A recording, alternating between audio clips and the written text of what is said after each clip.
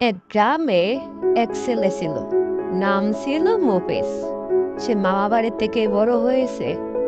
একবেলা কাজ না করলে পেটে ভাত যেত না। একদিন কাজ না করে যখন বাসায় ফেরে,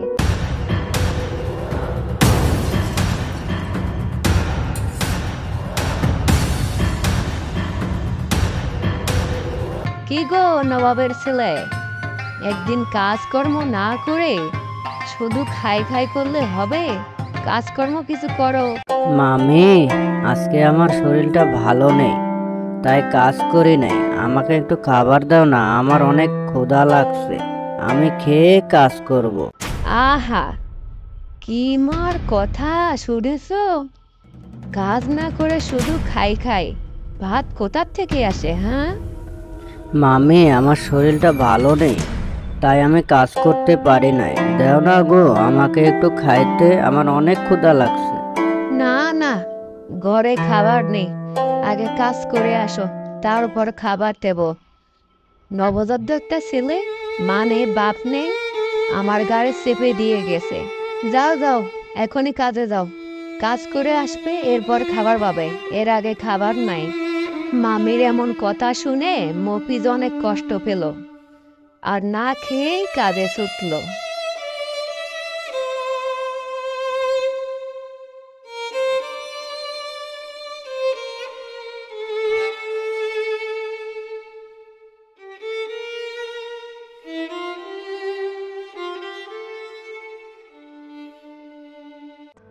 মায়া মায়া, শুনেছো কি? এই ভর দুপুরে দেখলাম মফিজকে মাঠে কাজ করতে। কি বলিস তোতা, তুই কি সত্যি দেখেছিস? না জানি আমার মফিজটার কতই কষ্ট হচ্ছে কাজ করতে।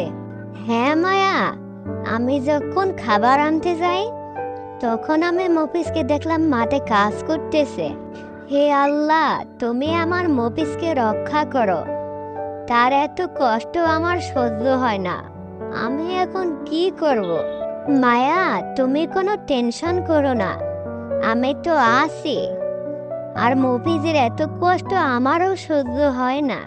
শোন তোতা, কালকে আমরা মফিজের সাথে দেখা করব, তুই কিন্তু রেডি থাকিস। না জানি আমার মফিজ কেমন আছে। কি গো, শুধু তাই তুই করে ঘুরলে হবে? ঘরে একটা নবদত্ত ছেলে দিয়ে গেছো, তাকে ঘর থেকে বের করো। আহ, তুমি একটু বেশি বলো।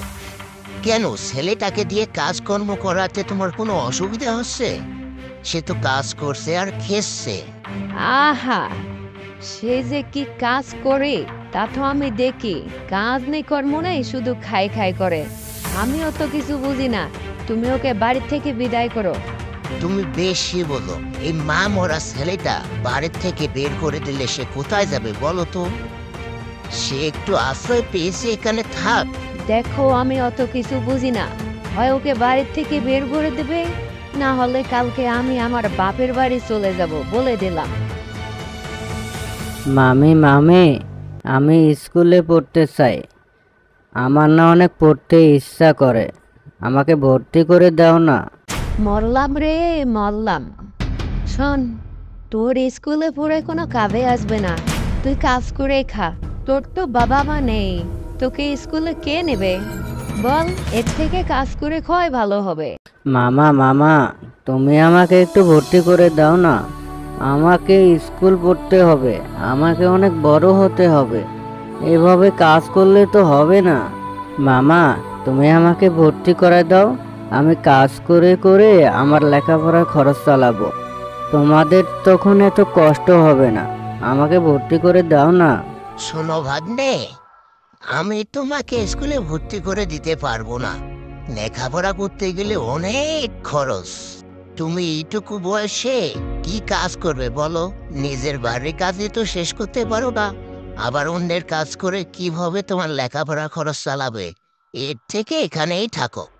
মামা, তুমি শুধু আমাকে ভর্তি করে দাও, তারপরে দেখো আমি ঠিকই কাজ করে টাকা দেব, তাহলে তোমাদের কষ্ট হবে না। শোনো, এইভাবে ম্যামে করে লাভ দেই। কাজ করবে, নিজের বাড়ি কাজ করে শেষ করতে পারে না, আবার অন্যের বাড়ি কাজ করবে।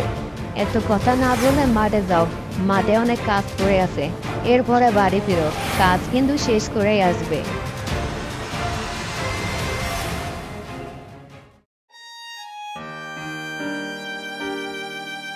মফিজ, এগুলো আমি কি শুনতেছি?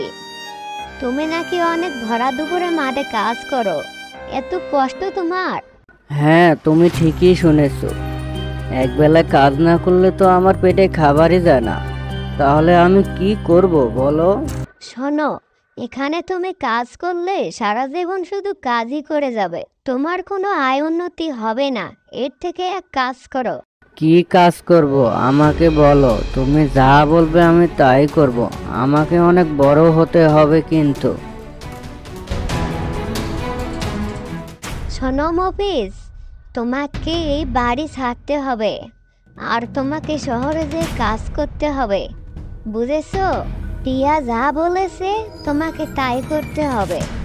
একটা প্ল্যান করি, চলো আমরা গতকাল রাতেই চলে যাই। তুমিও আমার সাথে যাবে? এই অভাবী সংসারে আমার কাছে তো কিছুই নাই, আমি তোমাকে কি খাওয়াবো বলো? এটা নিয়ে তোমাকে চিন্তা করতে হবে না। আমরা দেশের বাইরে যাই, দেখবে যে আমাদের সব সমস্যার সমাধান হয়ে যাবে ইনশাআল্লাহ। হ্যাঁ, ঠিকই বলেছে।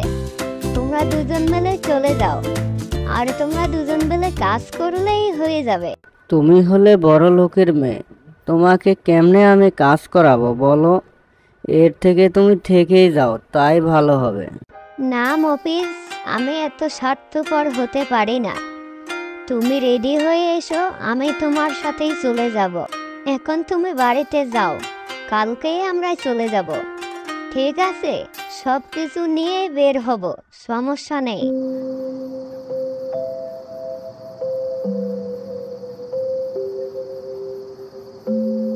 শোনো, আজকের রাতটা আমাদের এখানেই থাকতে হবে, কালকে আমরা বাসা নিয়ে নেব। শোনো মফিজ, এটা কোনো সমস্যা নাই, থাকবো আমরা। তুমি কিন্তু সবার চোখে আঙ্গুল তুলে দেবে, এটাও বলে দেবে যে তুমি পড়াশোনা না করেও সব কিছু করতে পারো। এরকম প্রতিভা তোমার মধ্যে আছে, সবাই যেন বুঝতে পারে। আচ্ছা ঠিক আছে, এবার চলো আমরা শুয়ে পড়ি, কালকে সকাল সকাল আমাকে রওনা হতে হবে। এরপর মফিজ একটা জব পেল। জব পাওয়ার পর ওরা দুজন মিলে বিয়ে করে নিল আর সুখের সংসার শুরু করলো।